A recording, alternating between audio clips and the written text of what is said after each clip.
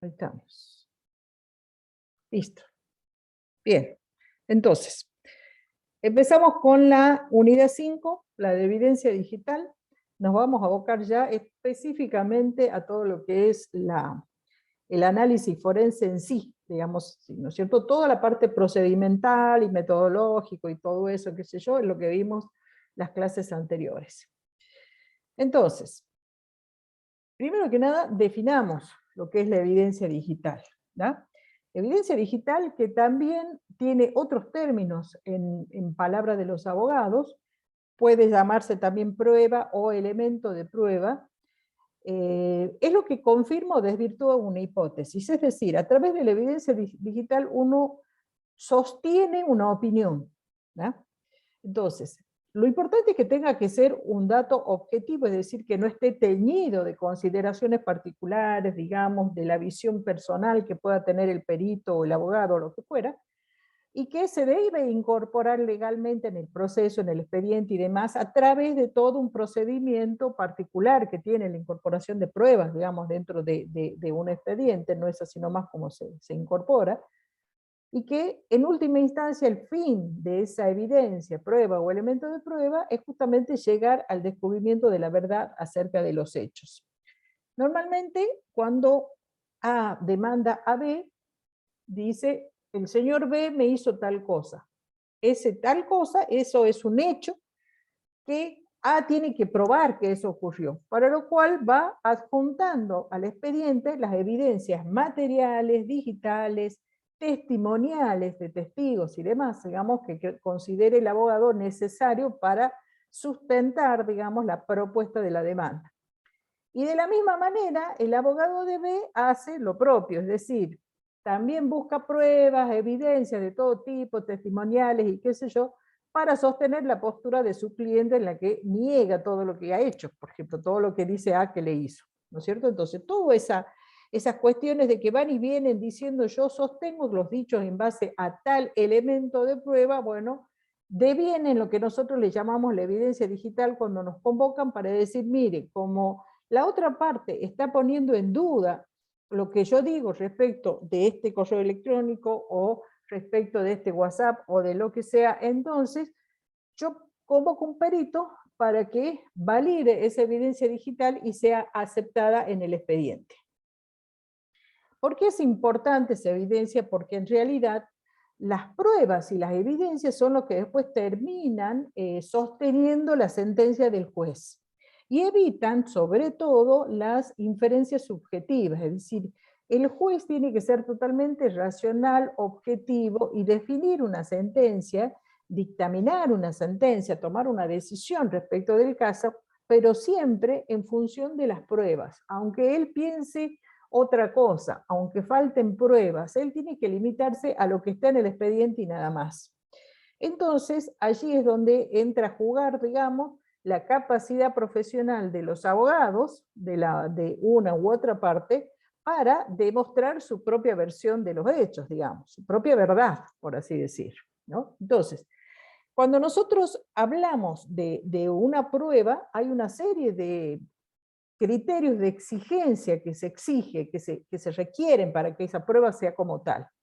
Primero la objetividad, es decir, tiene que ser impoluta la prueba y no tiene que devenir de algo que es una sensación, una percepción, un algo que anda por ahí, a mí me parece que una opinión. Tiene que ser fundada, tiene que ser totalmente sostenida desde el punto de vista de lo que se considera en sí una evidencia, un aporte que no se le pueda criticar que esto está condicionado a los dichos de alguien o del otro. Incluso fíjense que cuando los testigos hacen su testimonial, o sea, hacen su aporte, también ellos son obligados a jurar en el que dicen la verdad, so pena de incurrir en falso testimonio. O sea, todas las penalidades que le corresponden si es que ellos mienten, supongamos, ¿no es cierto? Entonces, eso le da objetividad a todo lo que ese testigo puede decir. Y en el caso nuestro, nos da objetividad a lo que la evidencia que nosotros estamos manejando dice de por sí. La legalidad es otro criterio porque si no está debidamente incorporado en el expediente y en la causa, no se puede considerar que eso sea una prueba. debe haber una incorporación regular en el sentido de que hay un procedimiento para incorporar esas pruebas. No es que yo voy al juzgado y digo, toma, acá hay una prueba. En el caso nuestro, ese procedimiento proviene, digamos, de el informe pericial. Cuando nosotros nos dice, señor perito, usted tiene que hacer tal cosa con esta evidencia, eso termina en un informe pericial y eso se incorpora a la causa de manera regular. Por ejemplo, ¿cuándo sería de manera regular? Cuando estamos dentro del periodo de prueba que se llama, o sea, estamos presentando el informe en tiempo y forma, digamos. También debe ser relevante, es decir, la prueba que se está adjuntando ayude a entender el caso, a entender la verdad, a saber de qué se trata, que realmente tenga alguna vinculación con la causa, ¿no? Ya sea con la posición de uno o de la otra parte. Y también debe ser pertinente porque muchas veces hay evidencias, digamos, que aunque sean digitales y aunque sean válidas, etcétera, realmente no tienen ninguna relación en lo que es la línea de acusación o de defensa que estén definiendo cada uno de los abogados. Entonces eso también se puede llegar a discutir de una prueba. Todo esto que yo les digo, cuando hablamos del análisis forense, en el caso de incidentes de ciberseguridad, estos criterios también son totalmente válidos. Cuando nosotros trabajamos en ciberseguridad, hay un incidente y queremos obtener, digamos, la evidencia que nos indica qué es lo que pasó en ese incidente, pues deberíamos manejar todo este tipo de cosas. Obviamente, en una institución privada, la legalidad está definida por el marco normativo y reglamentario, digamos, que la propia institución maneje, supongamos las políticas de seguridad, no por cuestiones legales en cuanto a lo que dice la ley al respecto, ¿no? Sino en cuanto a lo que es reglamentación interna de la organización. Cuando hablamos de la prueba electrónica, tiene características particulares y distintivas, digamos, respecto de la prueba material, ¿no es cierto? Una prueba material es, qué sé yo, un arma, ¿no es cierto?, ropa, rastros biológicos, etc. Esas son las pruebas materiales, ¿no?, las biológicas y demás. Nosotros trabajamos con la prueba electrónica y lo que nosotros hacemos es trabajar con los datos como elemento de valor probatorio. Es decir, primero que nada, se debe comprender que esa evidencia que manejamos está inserta en un dispositivo electrónico, ¿no? De alguna manera, para poder adjuntar esa evidencia después en el expediente judicial, yo tengo que terminar colocándola en un pendrive, en un CD, en un Blu-ray, en un disco externo, en algo, ¿ya? En algún dispositivo la tengo que entregar. Por más que yo no hubiera, digamos, hay casos en donde la evidencia está en un servidor, yo no me puedo llevar el servidor al juzgado, tengo que hacer el análisis forense ahí, in situ, digamos, entonces lo que recolecto va a parar en un pendrive, digamos, y ese es el pendrive que después se adjunta a la causa. O sea, siempre la prueba electrónica está asociado a un hardware. No hay forma de que por sí sola, por ejemplo, no es válido considerar un print pantalla, digamos, ¿no es cierto? Una impresión de la pantalla de WhatsApp, digamos, no sirve. Sirve a los fines de poder entender desde el punto de vista de qué es lo que dijo uno, cuál fue la conversación, etc. Pero no como evidencia digital. También, fíjense que esos datos nos dan información sobre la ocurrencia o no de los hechos que puedan estar relacionados con el caso, ¿no es cierto? O sea, normalmente nosotros trabajamos en lo que se llama la evidencia indiciaria, o sea, indica, nos hace una orientación respecto de lo que puede haber pasado. Raramente las evidencias que manejamos en cuanto a evidencias digitales son contundentes por sí solas, ¿no? Eso, junto con un montón de evidencias materiales, psicológicas y de otro tipo, digamos, ayudan al buen final de la causa, digamos, a que el juez tenga todas las herramientas necesarias para poder juzgar. En el caso particular de la prueba electrónica o de la prueba o evidencia digital, obviamente necesita de la presencia de los peritos porque de por sí esa prueba no se puede interpretar a simple vista. Es lo mismo que pasa, por ejemplo, con las evidencias biológicas, ¿no es cierto? O sea, no es que nosotros podemos agarrar un cabello y a partir de ahí decir de quién es. Se tiene que hacer un análisis de ADN y eso se requiere a un perito en ADN, no sé cómo se llamará, ¿no es cierto?, ese cargo, que a partir de todos sus conocimientos científicos, sus herramientas, etcétera, etcétera, elabora un dictamen respecto de quién es ese cabello que se acaba de encontrar en la escena del delito, digamos. Bueno, a nosotros nos pasa lo mismo, o sea, nosotros lo que tenemos que hacer es manejar una evidencia que de por sí no es accesible directamente por el usuario, sino que a través de todo el contexto tecnológico en el que recién se visualiza a través de una pantalla.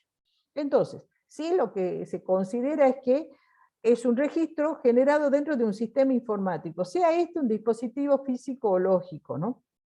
En términos legales, digamos, el sistema informático es todo lo que hoy le podríamos llamar infraestructura tecnológica, sistemas de información, etcétera, etcétera. Es decir, todo lo que es TICS, ¿no es cierto?, es el contenedor de una evidencia digital. Y a su vez, fíjense que menciona allí que es producto de la intervención humana u otra semejante extraída de un medio virtual. ¿Ya? Esa es la característica de la prueba electrónica. La prueba electrónica no la vamos a encontrar nosotros, digamos así, en el cuerpo del delito, ¿no? Hay una persona que han asesinado y allí podemos encontrar mucha información respecto de las huellas dactilares y un montón de cosas vinculadas, digamos, a lo que pudiera, a ese crimen cometido, por decirlo así. Pero no vamos a encontrar nada digital en esa escena del delito. Sí podemos encontrar soportes tecnológicos, podemos encontrar celulares, podemos encontrar computadoras, y a través de ellos, dentro de ellos incluso, va a estar la evidencia digital. Pero no se va a visualizar esa evidencia si no tengo el hardware correspondiente, digamos. Ese es el problema con el cual nos enfrentamos continuamente los peritos, porque cada una de esos soportes o elementos en donde está residiendo la evidencia digital requiere mecanismos o herramientas propias para proceder a hacer la evaluación, el análisis forense, digamos. Es importante conocer lo que se denomina la fuerza probatoria de la evidencia.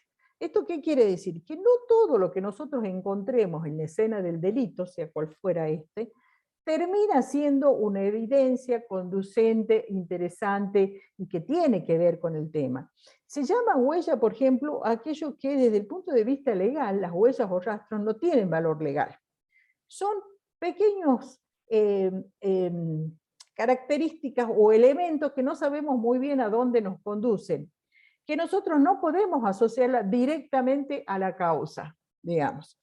Es algo que está ahí, y que no sé si me va a servir o no. Habitualmente las huellas o rastros ayudan a entender qué es lo que pasó en la escena del delito. Por ejemplo, nosotros encontramos, supongamos, un router. Si hay un router en la escena del delito es porque evidentemente había allí una comunicación con internet, digamos. Eso es lo que sabemos. Pero más allá de eso no podemos saber. Yo no sé quién es el propietario del router. Puede ser que no tenga memoria o que esté apagado o que no sepa cómo, digamos, obtener la información que me puede dar. No puedo no llegar a saber si eso transmitía datos y a dónde transmitía, etc. Pero hay un router, con lo cual yo digo, acá hubo una red que estaba funcionando. O sea que desde este lugar se comunicaban con alguien a través de una red.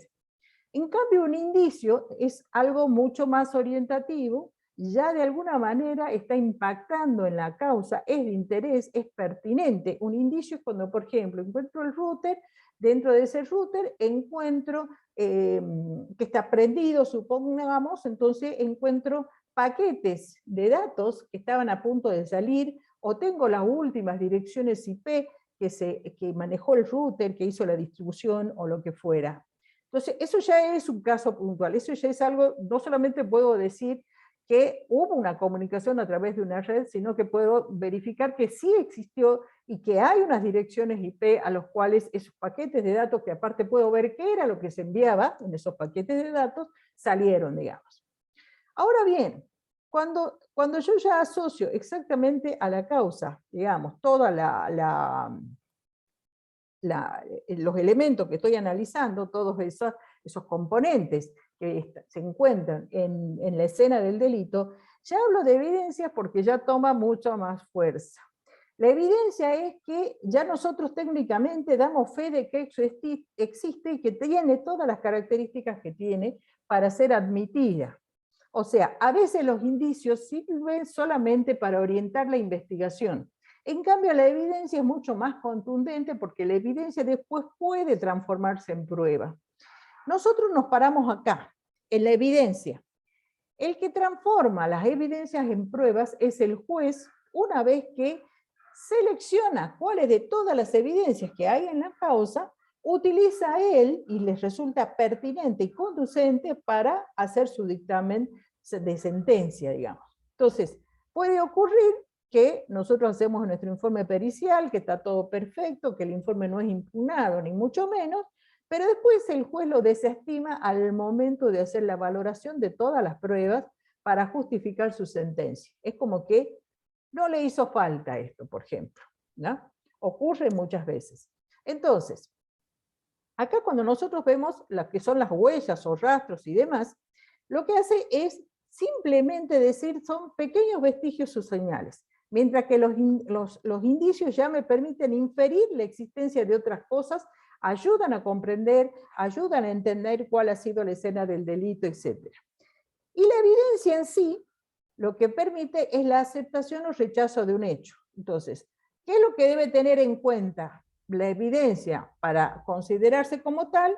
Estas características, la pertinencia, la validez, la competencia, o sea, tiene que cumplir con parámetros reconocidos, ¿no es cierto? Y la admisibilidad, es decir, no estar comprendida en criterios de exclusión. ¿Te acuerdas que decíamos que, qué sé yo, si a mí me llaman, me convocan como perito, pero uno de los partícipes en esa acción judicial tiene una enemistad conmigo, entonces yo me debo excluir, ¿no es cierto? Porque si lo hago, si yo sigo trabajando, pues van a hacer que ese informe que yo produzco sea no admisible justamente porque está teñido de alguna circunstancia de exclusión, ¿verdad? Entonces, en sí, la prueba le permite al juez llegar a la verdad, ¿no? Y lo que hace es darle confianza respecto de la verdad o la falsedad de una proposición. Ese es el sentido, en última instancia, por los cuales los peritos somos llamados en el ámbito de la justicia. O sea, el juez nos confía en una tarea respecto de, por ejemplo, yo no sé cómo es esto, pero porque no entiendo lo que es un correo electrónico, no entiendo cómo funciona técnicamente una red social, pero usted garantíceme si esto es cierto o no, nada más. Entonces nosotros desde el punto de vista técnico le decimos sí, esto es válido, esto ocurrió, hubo una comunicación en la red social tal entre la persona A y B y se dijeron tales cosas. Y tenemos todos los elementos para sostener ese dicho que nosotros aseveramos, digamos, en el dictamen pericial, ¿ya? Entonces, esto es lo que nosotros manejamos como el ámbito pericial. Algunas huellas muy pequeñas, es la primera vez que nosotros tomamos contacto con la escena del delito, vamos a encontrar huellas, cosas así, muy endebles, digamos así, que se podrán transformar en indicios cuando ya vemos que a partir de allí se puede inferir algo respecto de la causa que estamos trabajando, y luego será evidencia cuando ya la tratamos con toda nuestra herramienta, digamos, para transformarla en un informe pericial. Esto es lo que se denomina la fuerza probatoria de la evidencia, ¿no es cierto? Entonces, según más certeza tengamos de la evidencia, entonces mayor fuerza probatoria tendrá. Pero aún así va a depender de que el juez lo considere. Ahí ya no nos podemos meter, digamos. Acá, por ejemplo, yo les planteo este caso. Supongamos un caso de phishing, ¿verdad? Con un mensaje en un mail. A ver, ¿se imaginan ustedes que puede ser la huella, o rastro, el indicio, la evidencia y la prueba? A ver, los escucho.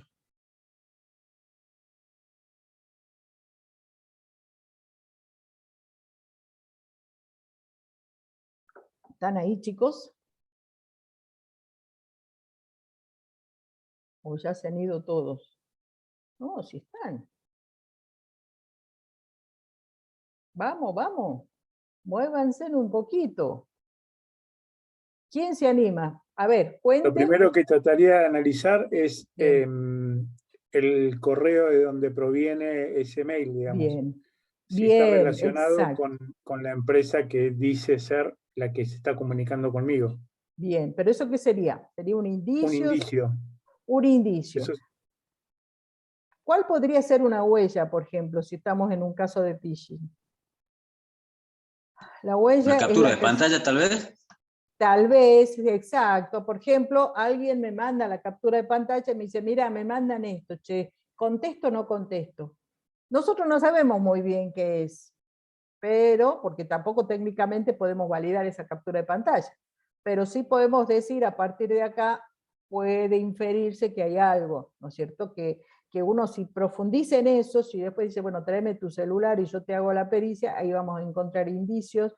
Después eso se va a transformar en evidencia, por ejemplo, si nosotros realmente identificamos cuál es la dirección IP que emite ese caso de phishing, ese correo o lo que fuera, ¿no? Entonces, por ahí no podemos, porque ahí está todo, a veces está todo tan encapsulado, digamos, o las herramientas que tenemos, o no sabemos cómo se hace, entonces nos quedamos ahí.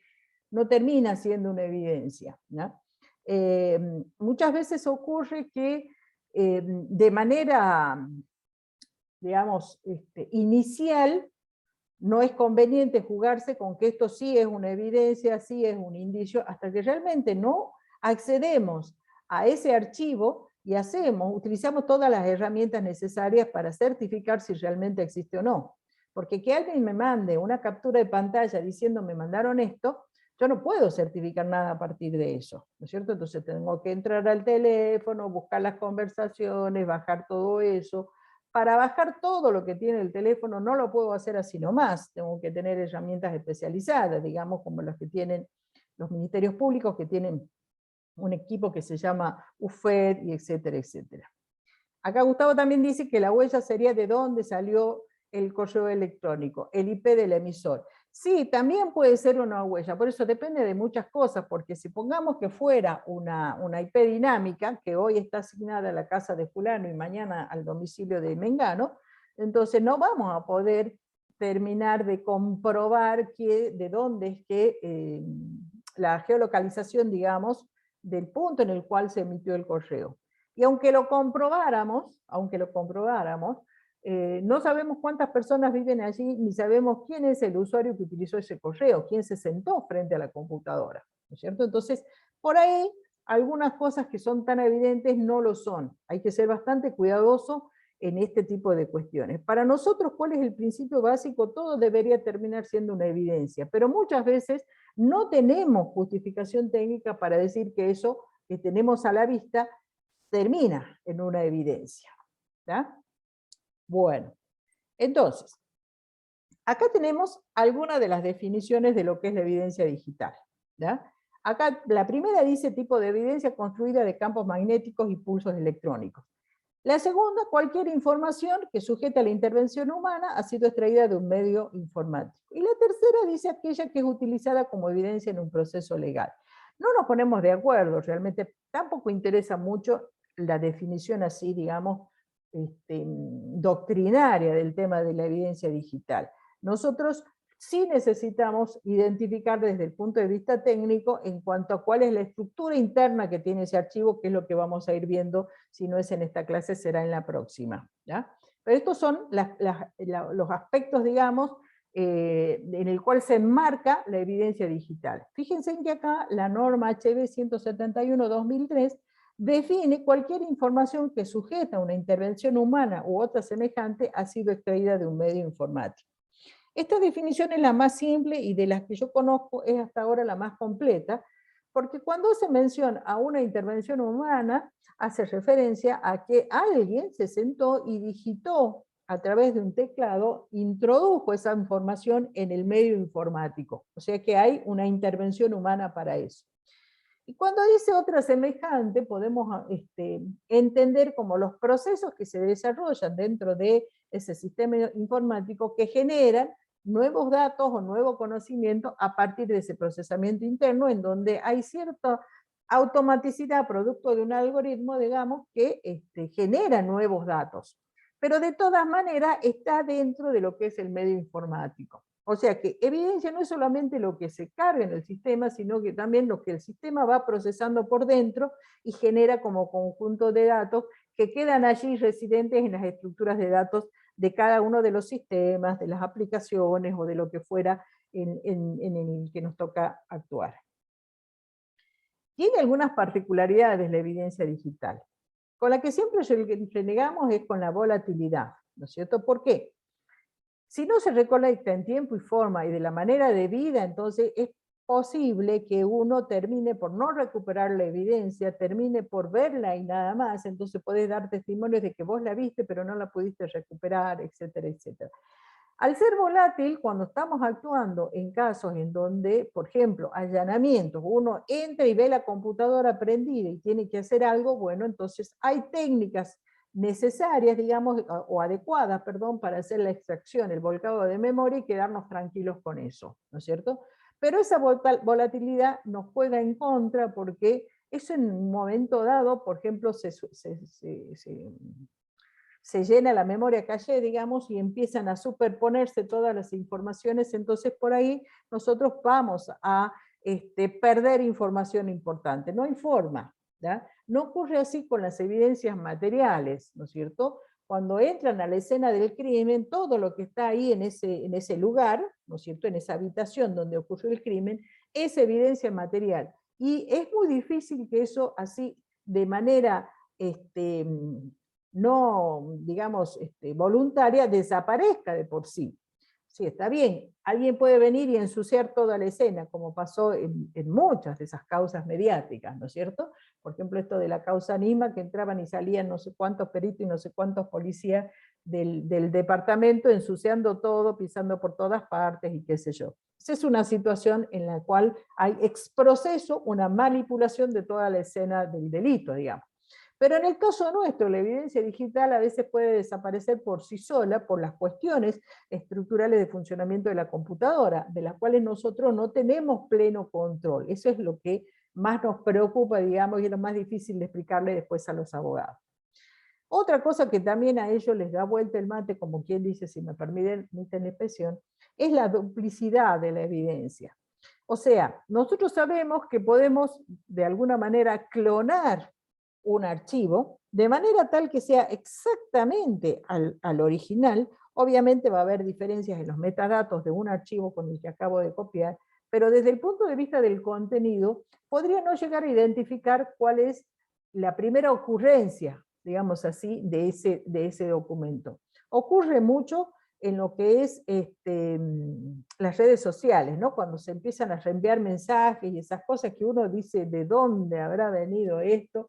Y sería re interesante tratar de, digamos, iniciar el camino inverso para ver exactamente quién fue el autor de el primer posteo que se hizo de algo, supongamos, ¿no es cierto? Entonces eso también es bastante complicado, porque debido a que la duplicidad tecnológica en cuanto a que yo puedo tomar un archivo y duplicarlo exactamente, juega en contra porque para los abogados, digamos, un arma homicida es siempre única. Por más que haya 100 cuchillos tramontinos, con este que han encontrado ahí, que tiene tales manchas de sangre, es que se cometió el crimen. Nosotros le vamos a, cuando me dicen, bueno, ¿y cuál es la evidencia original? Y le entendemos que sí, bueno, ¿cuál querés vos que sea? ¿No es cierto? O sea, te puedo traer la que está en Facebook, la que está en WhatsApp, la que está en el teléfono, la que está en la computadora, todas pueden ser. Es más, a veces le ponemos todo y le decimos, mira, hemos encontrado esto, no hay una original, son varias. Ahora bien, también es cierto que lo que nosotros hacemos es duplicar, hacer una copia forense, que se llama, una copia bit a bit, y eso ayuda a no manipular la evidencia original y así evitar que eso se dañe. Cosa que, por ejemplo, con las evidencias materiales no se puede hacer. O sea, no se puede clonar el cuchillo tramontina hasta con las huellas de sangre, digamos, para que el bioquímico haga el análisis sobre ese clon y resuelve el original. Debe trabajar con el original y en ese caso ocurre siempre que también contamina de alguna manera la evidencia. Ya lo vamos a ver también, nosotros nos pasa lo mismo, ya lo vamos a explicar. Otra cuestión para nosotros fundamental es que normalmente proviene de múltiples fuentes la evidencia. O sea, el mismo dato puede estar residente en muchos soportes, sistemas, dispositivos, y además tenemos lo que le llamamos la convergencia tecnológica, que es la unificación en los que se llaman también las redes convergentes, ¿no es cierto?, en los mismos espacios virtuales y demás, en donde todo está relacionado con todo. Ahora se sumó Internet de las cosas, con lo cual tenemos, a partir de los sensores, digamos, tenemos la comunicación con los elementos físicos que nos rodean en nuestra vida diaria, por así decir, ¿no? Y no solamente en la cuestión hogareña, sino también en cuestiones que tienen que ver con lo que es la salud de las personas, con todo lo que es el control hospitalario, es decir, la seguridad, ¿no es cierto?, a través de lo que es las filmaciones de video, etcétera. Hay muchísima información en todas partes, entonces lo que se hace es tratar de encontrar en algunos casos, y dependiendo las características, digamos, de la situación, buscar esa misma evidencia en diferentes soportes o sistemas para confirmar la existencia, digamos, de eso. O sea, no lo tengo solamente en el correo electrónico, sino que también lo encontré en un posteo por aquí, publicado en esta otra página, en este dato que sale de esta otra parte, etcétera, etcétera. La evidencia digital es fácilmente alterable, en realidad no es fácilmente alterable. Al revés, es difícil identificar cuando no se ha modificado, digamos. O sea que puede pasar como verdadera una evidencia que está alterada y que a lo mejor no tenemos las herramientas forenses para poder identificar si efectivamente eso se falsificó, se alteró, etc. El trabajo de alteración de evidencia se da muchísimo en imágenes, ¿no es cierto? Las imágenes, por decirlo así, utilizamos el Photoshop y le cambiamos un montón de cosas. Bueno, si después nosotros analizamos la imagen a nivel píxel, digamos, podemos llegar a identificar como que hay diferentes planos, ¿no es cierto? Entonces por ahí uno puede decir, no, en la foto original este pedacito fue alterado porque, no sé, los colores tienen una mínima variación, etcétera, etcétera. Pero hay otros casos en donde la falsificación no es así de burda, digamos así, sino que resultan de haber manipulado los sistemas para que nos den las salidas que el delincuente quiere que den, digamos. Lo que pasa, supongamos, con la famosa, los famosos delitos económicos que se trabajan mucho dentro del espacio virtual, ¿no? El lavado de dinero y todo ese tipo de cosas, en donde, digamos, hay tanto entramado de transacciones económicas, financieras, bancarias, etcétera, etcétera, que por ahí se le pierde el rastro y todo eso termina generando una salida que no es real, digamos así, que después es muy difícil identificar de dónde viene eso y si eso es cierto. También se suele decir que la evidencia digital es anónima porque no se puede llegar a determinar el autor en cuanto a ser humano o persona, que se lo puede haber acusado de haber generado esa evidencia, ¿no es cierto? Es decir, nosotros llegamos hasta la identificación del usuario, hasta la identificación de la cuenta de correo, del usuario de Twitter, del usuario de la red institucional, que fue ese usuario, a través de esas credenciales de ese usuario, que se generó la evidencia. Ahora, esas credenciales, ¿quién las manejó? El usuario que se llama Juancito Pérez de Neital, que tiene tantos metros de altura, o perdón, tantos centímetros de altura, pesa tanto, vive en tal parte, no puedo saber eso. Porque él puede haber entregado esos datos a otra persona, pueden haber estado más de una persona en esa oficina, digamos, en el momento en que él tenía abierta la aplicación, y puede haber un tercero haber actuado en su nombre, ¿no? Entonces, como nosotros no podemos asociar la prueba digital directamente a una persona, lo que terminamos haciendo es identificando quién es el usuario. Y luego, el paso de identificación del usuario a la persona física, digamos, ¿no es cierto?, que realizó esa acción, ya forma parte de la investigación policial. No es responsabilidad nuestra, porque ahí ya tiene que ver situaciones de contexto en donde obviamente nosotros no tenemos como peritos informáticos ninguna competencia. Así que llegamos hasta ahí, hasta ese punto. Yo digo, desde la cuenta de fulano se emitió el correo, pero no puedo decir que esa cuenta corresponde al usuario tal y que fue él el que escribió el correo. Una cosa muy interesante que no ocurre así, digamos, con las evidencias materiales, es que nuestras evidencias digitales tienen metadatos, es decir, datos adicionales que no son visibles por las herramientas tradicionales usadas por el usuario, pero que sí nosotros lo podemos identificar.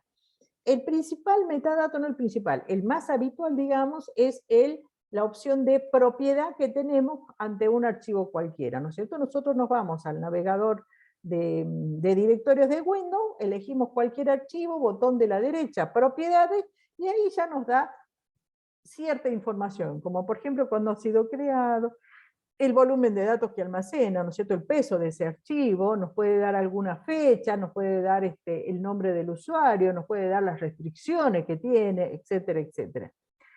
Ahora, hay herramientas forenses que lo que se hace es trabajar directamente con los metadatos, digamos, de los archivos, y se hace toda una búsqueda muy interesante. Máxime ahora que a partir de esos metadatos, el metadato en sí, digamos, fue tomado por todo lo que es la web semántica para trabajar en XML y armar redes que manejan conocimientos, ¿ya? Entonces, bueno, ahí, por ejemplo, vemos a lo que son los metadatos una ventaja respecto de lo que es la evidencia material. Las evidencias tienen que tener determinados requisitos para ser aceptadas, digamos, no la evidencia digital, por supuesto. El primero, que tienen que tener debido registro. Eso significa que tiene que haber, siempre que sea posible, una cadena de custodia, que ya lo vamos a ver enseguida exactamente a qué nos referimos, y además es importante así considerar las políticas sobre los registros electrónicos que tiene implementado en este caso el juzgado, digamos, ¿no es cierto? O sea, no solamente nosotros tenemos que hacer el informe y entregar la evidencia, sino que el juzgado se tiene que encargar de mantener eso en su debido registro, o sea, salvaguardarlo como hace con las evidencias materiales, ¿no? En el momento en que esa evidencia digital está residiendo en un soporte, ese soporte se transforma en una evidencia material y es incorporada en todo el esquema de resguardos de evidencias que se tienen en los juzgados en general. El segundo, que tiene que cumplir con los criterios de admisibilidad, que ya veníamos hablando respecto de que sea oportuna, ¿no es cierto?, de que sea objetiva, etcétera, etcétera. Y para eso es importante que los juzgados tengan presente lo que se llama las estrategias de control de integridad y de correlación de eventos y registros. ¿Por qué? Sobre todo la correlación de eventos y registro, establecer una línea de tiempo cuando uno tiene un conjunto de evidencias, no cuando uno tiene una, sino cuando nos dice analizar la cuenta de correo electrónico de fulano y su relación con la cuenta de mengano. Entonces nosotros ahí tenemos que establecer una línea de tiempo para decir cuántas veces entre ellos se comunicaron mediante correo electrónico, digamos. Hay casos que se da eso, y que es mucho más interesante que los correos en sí, es decir, establecer y sostener que hubo una comunicación continua o que no la hubo, según sea el caso, ¿no es cierto?, entre ambos. Entonces, cumplir con los criterios de admisibilidad desde el punto de vista de pertinencia, de interés de la causa, etc. El tercero es el valor probatorio. No solamente de lo que veíamos hace rato, de que no podemos dar como evidencia aquello que se considera una huella o un indicio, sino que además nosotros tenemos que, el juzgado, perdón, tiene que abordar todo lo que es la administración de evidencia digital. Tiene que tener definido políticas o estándares respecto de cómo hacer la gestión y la administración de la evidencia digital en cuanto a qué hace con todos esos soportes magnéticos que nosotros le estamos dando. Hoy en día eso es un tema, pero tremendo. Hay tanta evidencia digital en los juzgados que ya no saben qué hacer con todo eso, pero no estoy hablando de pendrive, ¿no? Le estoy diciendo de montones y montones de evidencias que tienen que ver con celulares, computadoras, notebooks y demás, que están todas allí, no se sabe qué se va a hacer con todo eso tecnológicamente, digamos, en cuanto a que dentro de a lo mejor de 5 o 10 años eso ya no es posible de acceder, como nos pasa ahora, por ejemplo, con los CD o ese tipo de dispositivos que ya quedaron en desuso. Y además, es importante que los juzgados entiendan que tienen que darle a su propia gente formación en lo que es el análisis forense digital. Así como lo forman en lo que es el análisis forense criminalístico, digamos, también en aspectos del análisis forense digital, como que lo están haciendo, ya vamos a ver algunos documentos. Y además, todo lo que tenga que ver con lo que es formalización de las pruebas a partir de las herramientas forenses. Hay herramientas forenses que se van decantando, digamos, que los propios abogados, los fiscales y la justicia va reconociendo como válidas frente a una multitud de herramientas, digamos, que ya la vamos a ir conociendo, en donde incluso cada uno de nosotros puede generar, diseñar, desarrollar su propia aplicación para hacer análisis forense, digamos, ¿no es cierto? Entonces, si eso es válido o no es válido, ya lo vamos a ir viendo. Y la última tiene que ver con las capacidades de preservación, transformación y recuperación de la evidencia digital. Allí es muy importante que nosotros sepamos, o sea, analicemos, que eso que hoy estoy elaborando y estoy dejando en un pendrive como soporte de la evidencia, ¿no es cierto?, el día de mañana va a ser necesario acceder para poder recuperar esa información. Entonces tengo que darle, primero manejar tecnologías que hoy estén vigentes, por supuesto, y además presuponer que el día de mañana puede haber cambios tecnológicos y que tratar de que el impacto de estos nuevos cambios sea el mínimo respecto de la evidencia. Por ejemplo, es bueno trabajar con archivos TXT, archivos de texto plano, cuando sea necesario y cuando veamos que lo que nosotros necesitamos mostrar es en sí el dato puro, ¿no es cierto? Yo necesito volcar, supongamos, un registro particular de una base de datos. Bueno, lo termino manejando en Excel, no en la propia base de datos, sea esta SQL, Access o lo que ustedes quieran, ¿no es cierto? Vamos a traerlo siempre a herramientas o a contextos más amigables, digamos así, más universales. Estas son cuestiones que tenemos que verlas muy en detalle, en especial en las causas penales, que son las causas que suelen tener mucha duración. Y por otra parte, el juzgado tiene que tener presente también políticas de resguardo y recuperación de datos similares a las políticas de seguridad informática que tiene cualquier institución, cosa que hoy, por ejemplo, en los juzgados todavía no lo tienen presente. Están muy, digamos, metidos en las cuestiones procedimentales de los propios expedientes, de la problemática que ellos tienen, y allá lejos, por allá, está la preocupación de cómo vamos a hacer con las políticas de seguridad informática en medio de todo este contexto, ¿no? Son cuestiones que habitualmente están relegadas. Cuando hablamos de la integridad de la evidencia digital, nos referimos a integridad desde el punto de vista del dato. ¿Se acuerdan que cuando uno habla de lo que es la seguridad informática, que de por sí tiene que garantizar 3 características respecto de los datos, que es la confidencialidad, la integridad y la... Ay, no me sale el nombre de la tercera. Lo hemos visto todo cuando aprendíamos seguridad. Ya me va a salir, pero bueno. En cuanto a la integridad misma de la evidencia digital, es decir, que en sí sea representativa, sea válida, tenga un grado de certeza suficiente como para que pueda incorporarla como evidencia, ¿qué es lo que nos dice la DWCR, que es ese grupo de estudio que les decía yo que a nivel mundial todos los años se reúnen para analizar el mundo de la forense digital? Ellos dicen que se puede abordar la integridad mirando 2 cosas. Primero los procesos forenses y después los expertos que intervienen. Entonces, lo fundamental y en primer lugar está el comportamiento ético de los forenses. O sea, nosotros mismos tenemos que impregnar de verdad toda nuestra actividad forense como para que después, obviamente, los resultados del análisis forense también sean válidos, ¿no? Debemos trabajar desde una copia exacta de los datos originales, teniendo la posibilidad de hacer una copia bit a bit, casi como que no se acepta haber trabajado sobre los datos originales. Siempre es bueno reservar la evidencia original, la evidencia, digamos, extraída en primer término y trabajar con la copia forense. Al trabajar con esa copia exacta nos garantizamos que estamos, digamos, manejando exactamente el clon de la evidencia. Tenemos que generar lo que viene a ser la trazabilidad, ¿no es cierto?, para mantener, para preservar la pureza de esos datos. Es decir, yo tengo que en todo momento entender de dónde viene, a dónde va, cómo se armó todo ese conjunto de datos que están hoy en esa evidencia que yo acabo de recolectar, de dónde vino, ¿no? ¿Cuál es el origen de todo eso?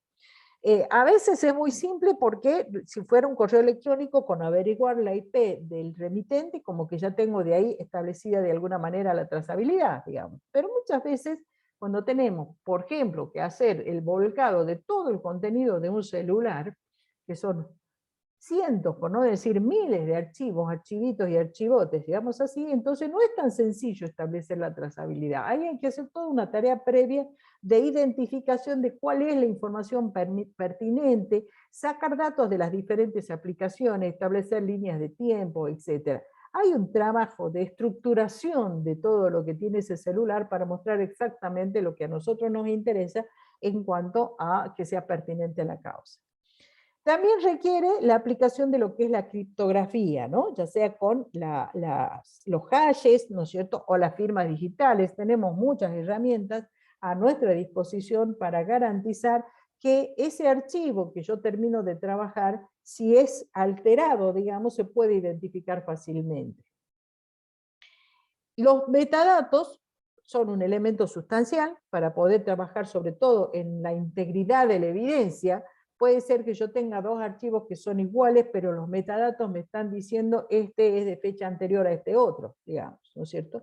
Y por último, siempre que sea posible, hay que corroborar la evidencia a través de una verificación redundante. Es decir, si yo puedo acceder a esto, al otro, al otro, al otro, a diferentes entornos y encontrar el mismo elemento o la relación de cómo termina impactando diferentes eventos, digamos, en la evidencia, entonces es mucho más confiable el informe que puedo hacer. Fíjense que ya por ahí entramos a hablar de que la integridad interviene, en la integridad interviene también la investigación digital. Y es así, dependiendo del caso, las pericias a veces son totalmente cerradas respecto del objeto de la pericia, o sea, lo que hay que hacer sobre un celular y nada más, pero la investigación digital ya es mucha más abarcativa, más amplia, requiere estrategias para diseñar, para planificar, para utilizar otras herramientas y demás. Es otro trabajo también de análisis forense, pero bastante diferente al de realización de una pericia. En cuanto a la subjetividad del perito, esto tiene que ver con lo que se considera el principio de intercambio de Lockhart, ¿no? Ese principio, que es tiene su base en la criminalística, dice que siempre que dos objetos entran en contacto, se transfieren parte del material que incorporan entre ellos. A nosotros nos pasa así cuando directamente levantamos la tapa de la computadora, apretamos el botoncito de encendido y sabemos que entran a actuar procesos automáticos de boteo y de configuración, etcétera, de todo la iniciación de la computadora sobre los cuales nosotros no tenemos ningún control. Con lo cual, de la otra parte me pueden decir, pero acá hay unas entradas en la computadora, unas fechas de ingreso, unas acciones, con lo cual ya han alterado la computadora, ¿no es cierto? Entonces la prueba ya está alterada, ya no sirve, ya no está impoluta. Sin embargo, si nosotros hemos hecho ese ingreso a la computadora con la presencia del oficial de justicia, de un escribano o lo que fuera, o sea que nosotros a propósito decimos, en el marco de esta pericia yo estoy ingresando en esta computadora fecha tal, hora tal, entonces con eso ya queda salvado. Porque no hay manera de evitar que todos esos datos se vayan generando internamente en la computadora una vez que se prende. No tengo cómo decir que quiero prender la computadora y que no se botee, digamos, ¿no es cierto? Fíjense, acá nosotros tenemos esta escena del crimen tradicional, ¿no? Es decir, acá hay la imagen de un cuerpo, están los policías, qué sé yo, los que hacen el análisis forense, las diferentes muestras que se han identificado y que se dejan ahí, se acordona todo, digamos, de manera tal que nadie entre por acá a contaminar la escena del delito ni las probables evidencias que se puedan encontrar allí. Pero nosotros, cuando trabajamos en una escena del delito, trabajamos así, donde yo en un extremo tendré un atacante que a través de una computadora y de internet y todo entra a la red de la empresa, que van y que viene, husmea por todas partes hasta que en algún momento llega hacia la víctima, etc. Y esto, geográficamente, no es lo mismo que esto que les mostré acá. Acá yo tengo un lugar de, no sé, 4x4, por decir algo, y esa es la escena del delito, no se sale de acá. ¿No es cierto? Entonces yo vengo y hago la recolección de las pruebas acá. La investigación puede ser que salga, ¿no es cierto? Obviamente, porque buscaré las relaciones de las personas, dónde vive esto, qué sé yo. Geográficamente la investigación tiene otros espacios. pero lo que es la recolección de la evidencia se limita a esto que yo he delimitado como escena del delito. Entonces nosotros, cuando tenemos una escena del delito informático, tenemos que ir y venir por diferentes elementos o componentes de la arquitectura de red en la que se realizó, digamos, esa acción de delito informático. Entonces es mucho más complejo de entender para nosotros y máxime para los que no son tecnológicos, ¿no? Entonces por ahí el informe pericial, cuando tenemos que explicar una escena como esta, debe ser muy rico respecto de imaginar la arquitectura del procesamiento para enseñarle o para mostrarle al abogado, al juez y demás qué es lo que realmente pasó con esto, ¿no? Hoy en día ya están surgiendo, digamos, todo lo que tiene que ver con delitos vinculados a blockchain. Bueno, ¿cómo le explicamos qué es blockchain a los abogados? Y bueno, hay que hacer una especie de glosario, hay que citar a lo mejor a veces artículos o videos muy simples que muestren los conceptos esenciales, etcétera, porque no todos los que están trabajando hoy en el ámbito de la justicia pueden interpretar cabalmente lo que necesitamos que sepan sobre blockchain, digamos, para entender el informe que nosotros le estamos entregando. Entonces, en cuanto a la integridad, cuando nosotros manejamos semejante espacio, digamos, virtual para todo eso, ¿qué es lo que se hace? Se recurre a todo lo que son el desarrollo de la investigación y desarrollo en tecnologías, digamos. Todo lo que tiene que ver con los avances de criptografía, firma digital, marca de agua y demás, desde el ámbito de la ciencia forense nos piden por favor que avancemos con ese tipo de investigación. La propia comunidad forense está muy preocupada porque sabe que eso es un componente que debería madurar más de lo que está ahora, en especial después de la pandemia, ¿no?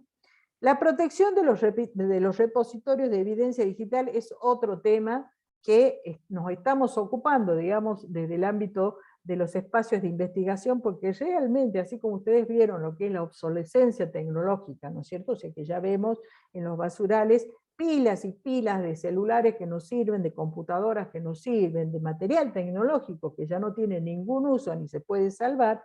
Bueno, un esquema parecido a eso, no desde el punto de vista del servicio, sino desde el punto de vista de la diversidad de tecnología, encontramos en un juzgado respecto de la evidencia digital. También es necesario abordar lo que se llaman métodos, modelos y análisis estadísticos repetibles, es decir, tratar de generar casos de estudio, digamos, como para decir, este es un caso de, nos ocurre ahora, por ejemplo, análisis forense de correos electrónicos. Ya está establecido cuál es el procedimiento a seguir, casi estándar, para analizar correos electrónicos. Otro procedimiento muy similar para analizar trazas de red, digamos, ¿no es cierto? Ahora, hay nuevos espacios en donde, y no está todo dicho todavía, ¿no? Ahí hay que empezar a trabajar utilizando las herramientas que ya tenemos, las metodologías que ya tenemos para generar nuevas metodologías para trabajar con eso, como por ejemplo, si tenemos que hacer un análisis forense sobre drones, ¿ya? Es toda una historia el tema de drones, porque ahí confluyen, por ejemplo, evidencia que nosotros los informáticos puede ocurrir que no tengamos pleno conocimiento, como el manejo de imágenes, supongamos, o el manejo de audios, que no siempre son de nuestra competencia. Establecer la sincronización de eventos mediante una línea de tiempo también se considera fundamental. ¿Por qué? Porque los seres humanos actuamos de esa manera, ¿no es cierto? O sea, trabajamos, actuamos y delinquimos, digamos, a partir de una línea de tiempo en la que estamos diciendo cómo vamos avanzando, qué es lo que se hizo primero, qué dijo este, qué dijo el otro, etc. O sea que eso ayuda muchísimo a la investigación. Y además, las herramientas forenses deben atender cada uno de esos modelos computacionales nuevos, ¿no es cierto?, que van surgiendo a medida que avanza todo lo que es la delincuencia informática también. En cuanto a la estandarización de los procedimientos, es importante que desde el ámbito de la justicia también se generen políticas de capacitación sobre análisis forense. Debemos desde el ámbito nuestro de los informáticos, mejorar nuestras habilidades interpretativas, saber leer un expediente y saber entender cuál es el rol que cumplimos en una investigación digital. Y sobre todo, promover el análisis integrado en el contexto de la causa. Nosotros como peritos nos sumamos a una causa y debemos de alguna manera, esas son como diferentes líneas de trabajo, digamos, interactuar con otros peritos para sacar mejor resultado de la tarea pericial de todos. Vamos ahora rápidamente, ya veo que no llego, tenemos un montón de evidencia, así que seguramente voy 10 minutos y después les grabo el resto de la clase, chicos, para no irnos tanto del tiempo previsto. En cuanto a los tipos de evidencia digital, nosotros vamos a identificar 3 tipos. Podemos clasificarla de acuerdo a la naturaleza y fragilidad, y ahí tenemos la evidencia persistente, que es la que, digamos, sigue estando dentro del dispositivo, aunque no tenga alimentación eléctrica, por ejemplo, la que está en un disco duro, en un pendrive, en un CD. Está la volátil, que es de naturaleza inestable, o sea, por ejemplo, en la memoria caché, lo que encontramos ahora puede ser que si dejamos que siguen trabajando los procesos internos de la computadora, en un momento dado eso desaparezca. Y está la evidencia en tránsito, en la cual está residente dentro de esa memoria, digamos así, pero por un tiempo limitado. Es lo que nos pasa con la memoria RAM. Por ejemplo, cuando nosotros corremos un proceso, si vamos a querer correr el siguiente y hemos cerrado la aplicación, bueno, toda la información correspondiente a la aplicación que cerramos ya desaparece en la RAM y se sobrescribe la siguiente, digamos. O también ocurre con los servidores de Internet, los paquetes de datos, etc. Podemos también clasificar las evidencias por la fuente de datos. O sea, hay evidencia que proviene de equipos específicamente informáticos, las computadoras, los celulares, por ejemplo, y hay otros, o los servidores, perdón, no los celulares. Los celulares son los que se llaman las tecnologías convergentes. Es decir, hoy el celular permite el manejar, digamos, operar diferentes aplicaciones, cada una de las cuales maneja diferentes estructuras de archivos internos, ¿no es cierto? Entonces eso es como que tengo un panorama totalmente diferente. No es lo mismo hacer una pericia de un celular que hacer una pericia de un servidor, digamos así. En cuanto a la factibilidad de acceso, también podemos identificar aquellos que son de acceso inmediato, porque el usuario nos ha dado su clave, ha permitido, o él ha ingresado, por ejemplo, y nosotros entramos tranquilos en ese contexto, de aquellos que son de difícil acceso, principalmente porque son equipos que no son de quienes están involucrados en la causa, sino que son de otros, son de Google, son de Hotmail o de lo que sea. Entonces se requiere una autorización judicial expresa para poder acceder a eso, porque ya no estamos saliendo de la causa, digamos, ¿no es cierto? Esa es una de las características que nosotros los peritos tenemos que tener mucho cuidado, que cuando nosotros analizamos todas las fuentes de datos, digamos, en la cual vamos a trabajar en la búsqueda de la evidencia, no excedernos respecto, cuando trabajamos con redes específicamente, para llegar a la red o al punto B, al punto destino de un usuario distinto, que puede ser un espacio de un tercero que no está involucrado en la causa. Aquí hay un resumen muy general que nos da hay un experto que se llama Jamie Cano, que les aconsejo que lo sigan, si a ustedes les interesa todo lo que es ciberseguridad. Esta persona hace un posteo muy interesante en LinkedIn sobre todo lo que es ciberseguridad, estrategias, liderazgo, tiene una visión bastante interesante. Pero acá, lo que nos mostró en este gráfico es cómo fueron evolucionando los materiales probatorios desde el año 2000 en adelante. Espero que me estén escuchando, chicos. Oh, me dice que mi conexión... Ahí está, ahí he vuelto. Bueno, entonces, empezando por las desktop y terminando ya lo que hoy tenemos, que son los wearables, ¿no es cierto? O sea, todos los dispositivos de IoT con efecto, digamos, en el ámbito de la medicina, los... ¿cómo se llama? Los relojes inteligentes, los anteojos inteligentes, etcétera, etcétera, ¿no es cierto? Entonces, de golpe hemos pasado de contextos muy cerrados, como era la computadora, a contextos totalmente diferentes, con tecnologías, sistemas operativos, estructura de datos y demás, bastante distintos unos de otros, ¿no?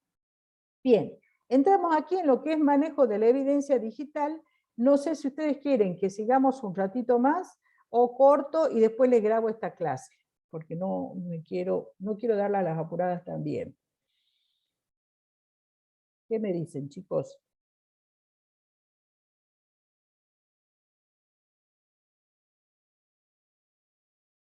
Por mí sigamos, dice Telmo. Bueno, me dan 10 minutos, ¿ah? Si terminamos bien, y si no, repito esta clase, no se preocupen, desde acá, desde la transparencia 33.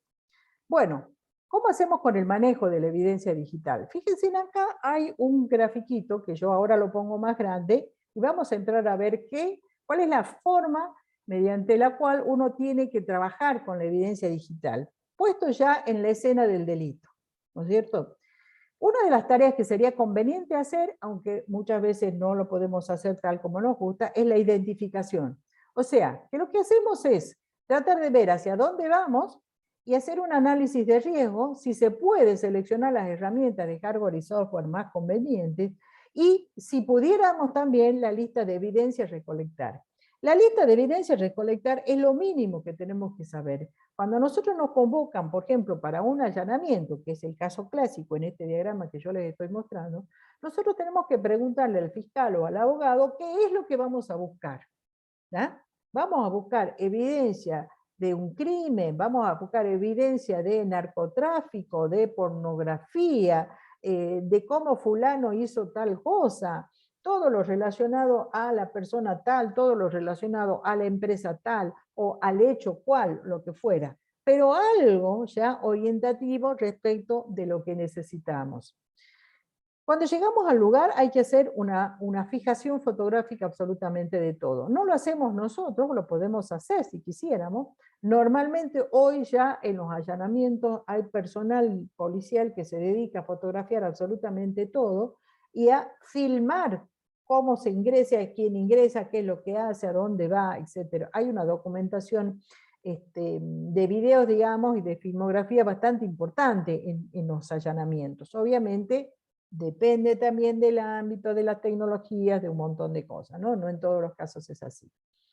Pero una vez que nosotros estamos ya en ese lugar y tenemos que empezar a actuar, lo que tenemos que identificar es si la evidencia que tengo que recabar es volátil o no.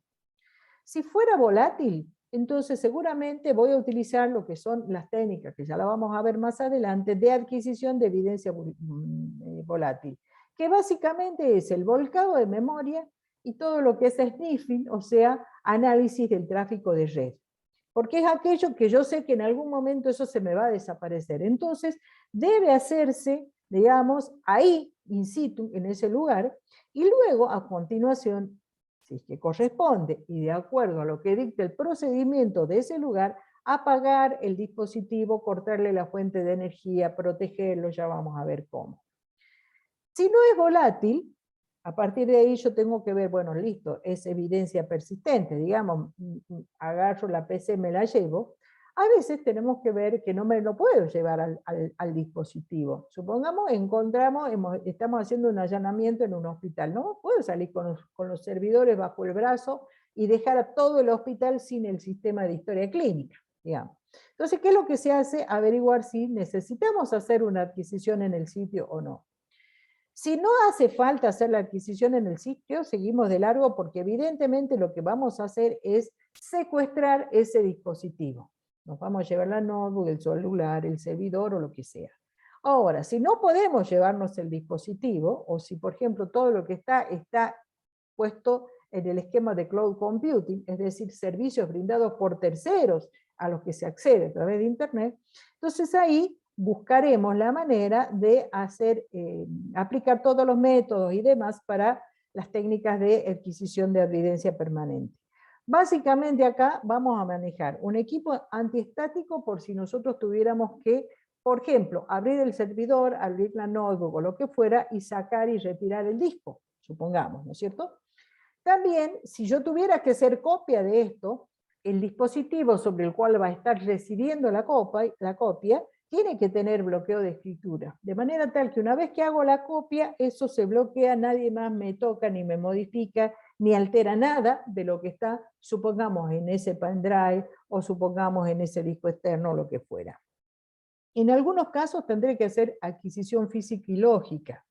La adquisición física quiere decir que voy allá abajo, dentro de lo que es la memoria, me salteo todo el file system de ese dispositivo, voy directo a la memoria y hago un volcado de memoria también de un dispositivo permanente. Entonces, me traigo todo, incluso, eso es de mucha utilidad, cuando yo después tengo que recuperar archivos borrados. Porque ustedes saben que un archivo borrado quiere decir, si le hago el borrado común, que lo que estoy haciendo es, digamos, borrar de la tabla índice, o sea, del file system, digamos, el puntero a donde está ese sector del disco, lo que sea, la ubicación física del disco, en donde están los bits de ese archivo. Pero los bits de ese archivo siguen estando, a menos que haga ya un barrido profundo, digamos, una sanitización de todo ese disco para borrar absolutamente todo y que el disco quede en blanco, digamos.